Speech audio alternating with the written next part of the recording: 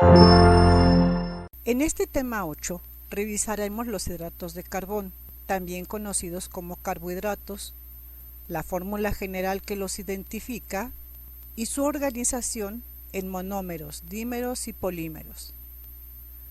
Para comenzar mencionaremos que cada año los organismos fotosintéticos, es decir, los organismos autótrofos, convierten cientos de millones de toneladas métricas de dióxido de carbono y agua en celulosa y otros productos vegetales, como la sacarosa y el almidón, entre muchos otros. Como parte de la evolución de nuestro planeta, y una vez que se estableció la continuidad fisiológica entre los microorganismos y el ambiente reductor, hace unos 3.800 millones de años en las cianobacterias, imagen del recuadro verde, se constituyó el proceso de la fotosíntesis, que les aportó la capacidad de sintetizar sus propios alimentos, principalmente los carbohidratos, propiedad que los convirtió en organismos autótrofos.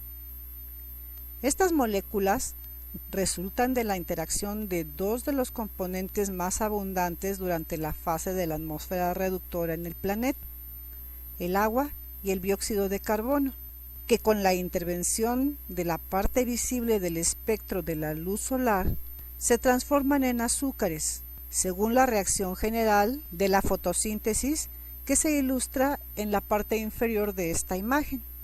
6 moléculas de agua más 6 moléculas de dióxido de carbono más luz producen azúcar más 6 moléculas de oxígeno. Como una consecuencia de esta reacción, se liberó al ambiente una nueva molécula que no estaba disponible en estado gaseoso, que se dispersó en la atmósfera y al paso del tiempo la transformó de la reductora que era originalmente en la oxidante que existe hasta la actualidad.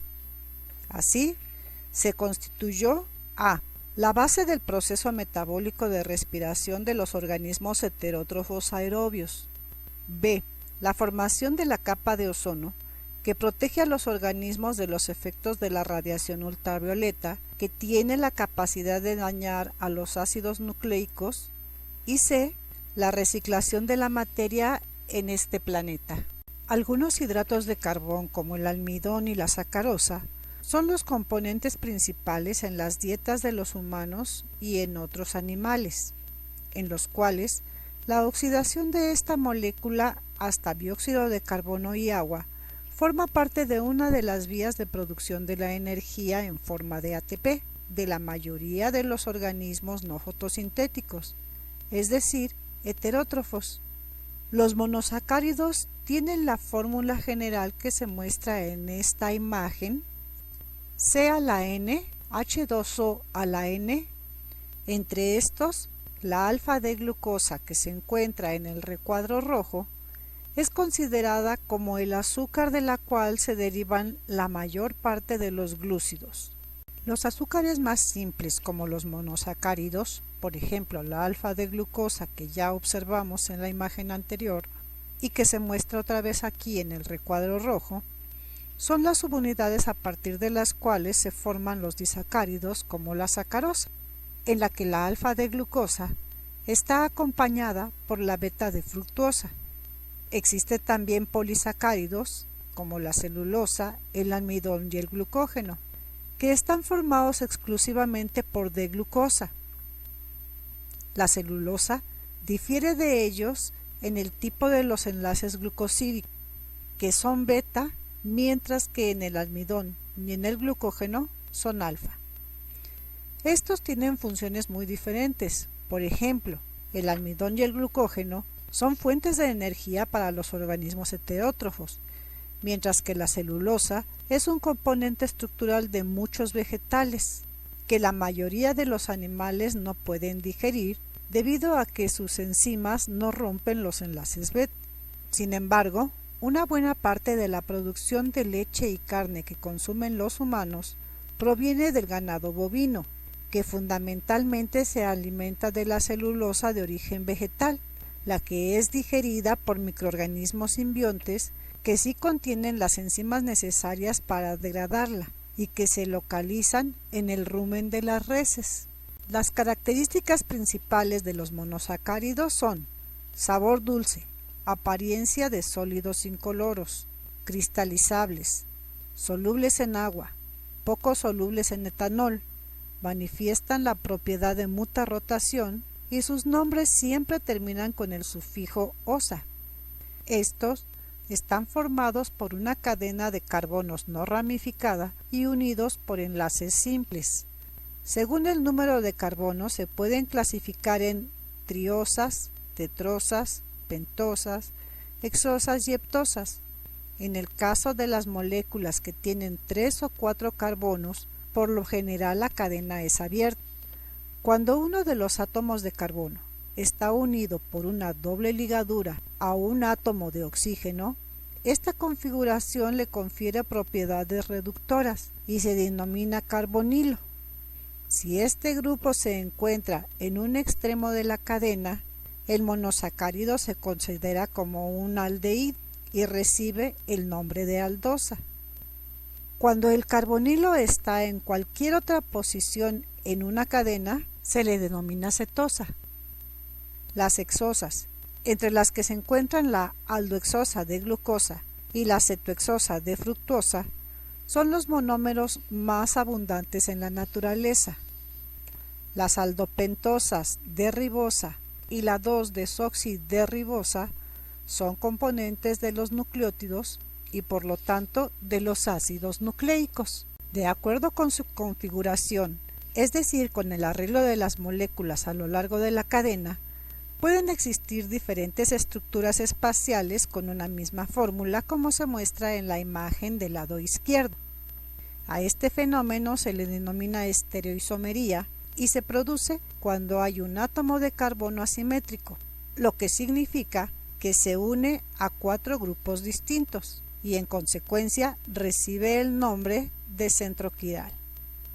El arreglo espacial de estos isómeros, que se definen como la imagen en espejo, pues al ser simétricos guardan la misma relación que la que tiene un objeto con su imagen.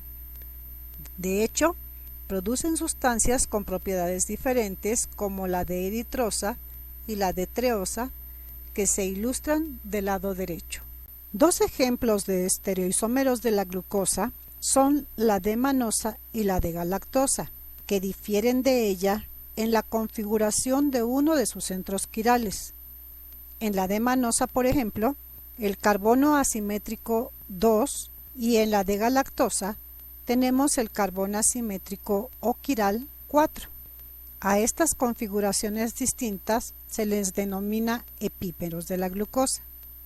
Recuerden que la D-galactosa es un producto de hidrólisis del disacárido lactosa, que es el azúcar de la leche.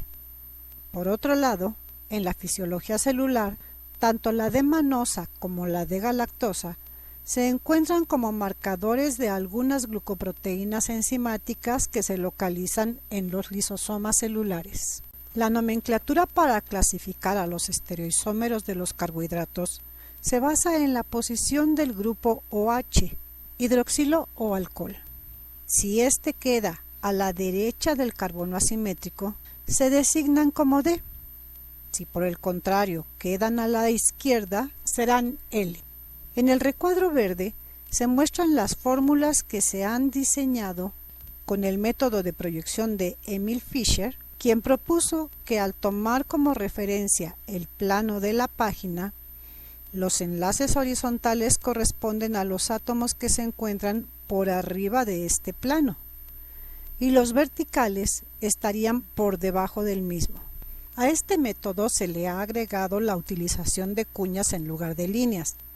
Cuando las cuñas están horizontales se representan sólidas y cuando verticales se muestran punteadas, con el mismo significado propuesto por Fischer. En soluciones acuosas, las aldotetrosas y todos los monosacáridos con esqueletos de 5 o más átomos de carbono son predominantemente cíclicos. Esto se debe a que el grupo carbonilo forma un enlace covalente con el oxígeno de un hidrógeno localizado a lo largo de la cadena. La estructura cíclica es el resultado de una reacción general entre los aldehídos y las cetonas con los alcoholes o grupos OH que forman derivados llamados hemiacetales o hemicetales. Estos poseen un carbono asimétrico adicional y pueden existir en dos formas estereoisométricas, alfa y beta.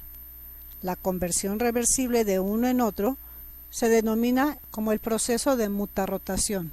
Al igual que las aldosas, las cetosas también pueden formar anillos, como se ilustra en esta imagen, y por lo tanto tendrán los estereoisómeros alfa y beta, como por ejemplo la alfa-D-fructofuranosa.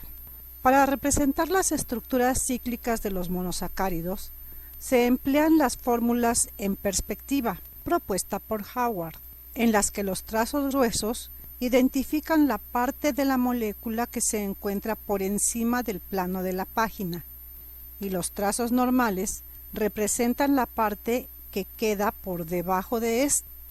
Una de las características importantes de los azúcares es que pueden formar agregados, desde disacáridos hasta polisacáridos. Esto se debe a la posibilidad que tienen de establecer enlaces entre sí y con otros tipos de moléculas. Estos enlaces están constituidos por un átomo de oxígeno intermedio, por lo que se denominan O-glucosídicos. Típicamente se forman con otro azúcar o con un alcohol, una purina o una pirimidina. Por ejemplo, en esta imagen, el enlace se forma cuando el grupo hidroxilo o alcohol del azúcar 2-romano reacciona con el carbono anomérico hemicetal del carbono 1-romano. De esto resulta el enlace O-glucosídico y la formación de un disacárido, con la condensación de una molécula de agua. Esta reacción da lugar en el carbono 1-arábigo de la molécula 1-romano a un acetal. En la molécula 2-romano origina un hemicetal que contiene un alcohol, un grupo OH. La reacción inversa es la de hidrólisis, en donde el agua rompe el enlace O-glucosídico y deja libres a las moléculas 1-romano y 2-romano. Los hidratos de carbono, ya sean aldosas o cetosas, se pueden considerar como azúcares reductores o no reductores. Los primeros son moléculas en las que el carbono anomérico, indicado en la punta de flecha verde, no está formando parte de un enlace glucosídico, por lo que se puede oxidar. La oxidación de los azúcares, primero en la vía de la glucólisis en el citoplasma celular, permite la transformación de una glucosa en dos moléculas de piruvato por medio de una serie de reacciones enzimáticas.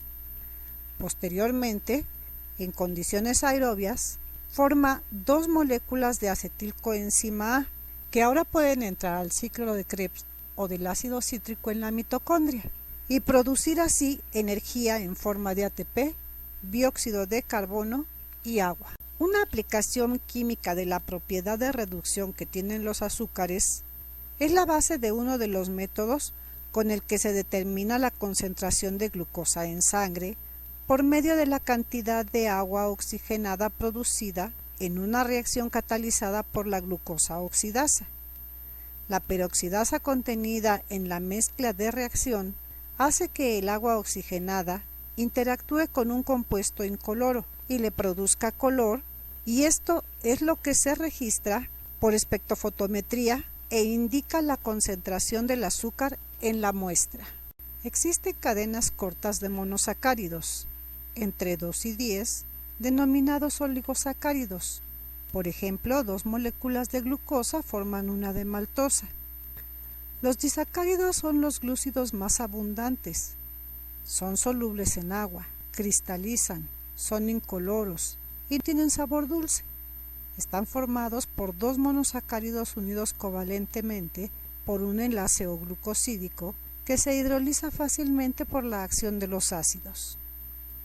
Algunos ejemplos de esto son la sacarosa o el azúcar de caña, que está formada por 2 hexosas, glucosa y fructuosa. La lactosa o azúcar de la leche por una galactosa y una glucosa. La maltosa de los cereales como la cebada, por 2 moléculas de glucosa. Un ejemplo de trisacárido es la rafinosa, el azúcar del betabel, formado por una galactosa, una glucosa y una fructosa. Todos los nombres de los mono, di y trisacáridos terminan, como ya se ha dicho, con el sufijo osa, en tanto que la mayoría de los hidratos de carbono que se encuentran en la naturaleza son polisacáridos, que en general se les denomina glucanos, esto es, polímeros de pesos moleculares entre medios y altos que se diferencian por A.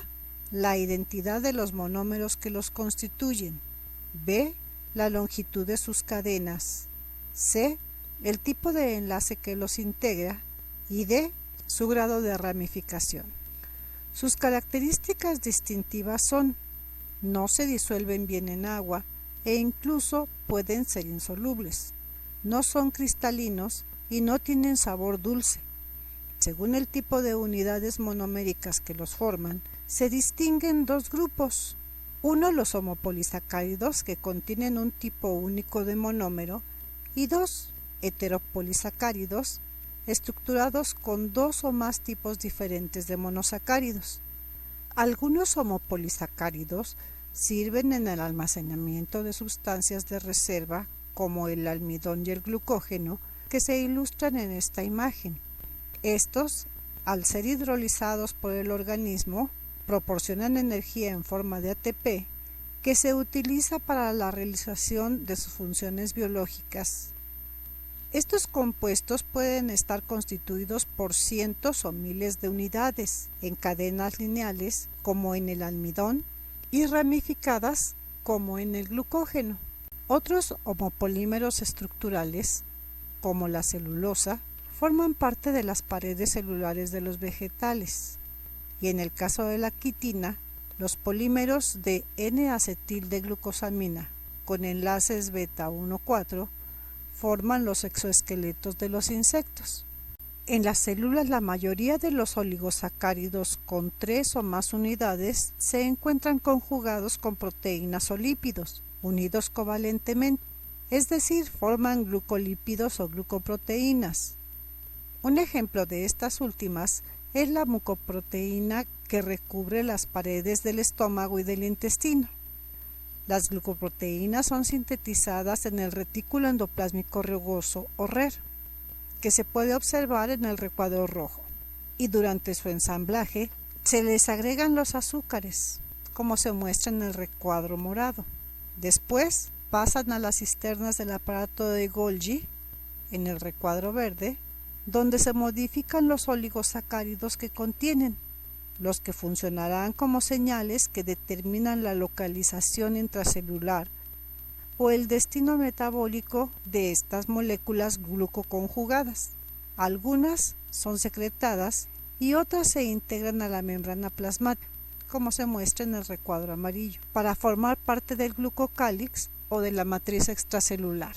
Los heteropolisacáridos glucoconjugados forman estructuras de soporte en todos los reinos de los organismos, desde los peptidoglucanos de las paredes celulares de las bacterias y las cianobacterias, como la que se muestra de Nostoc en el recuadro rojo, hasta los glucosaminoglucanos, componentes de las matrices extracelulares que también dan soporte a tejidos y órganos de los animales, como los epitelios del estómago, recuadro verde, y del intestino.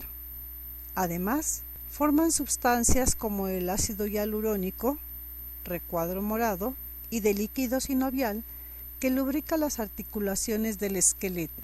Para el caso de las paredes celulares bacterianas, se encuentran polímeros especializados formados por unidades de N-acetilglucosamina, en rojo, y del ácido N-acetilmurámico, en verde, que se unen a los puentes de pentaglicina por medio de un tetrapéptido formado por los aminoácidos L-alanina, ácido D-glutámico, L-lisina y D-alanina.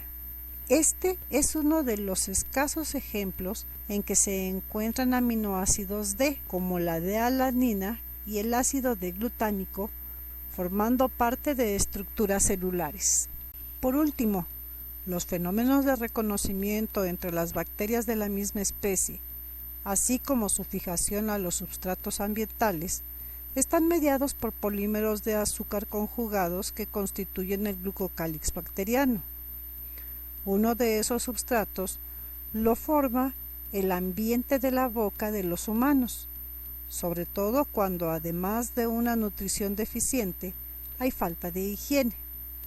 En estas condiciones, por medio del glucocálix, las bacterias se unen entre sí y se fijan a las encías y al esmalte de las piezas dentarias, lo que produce que se forme el sarro.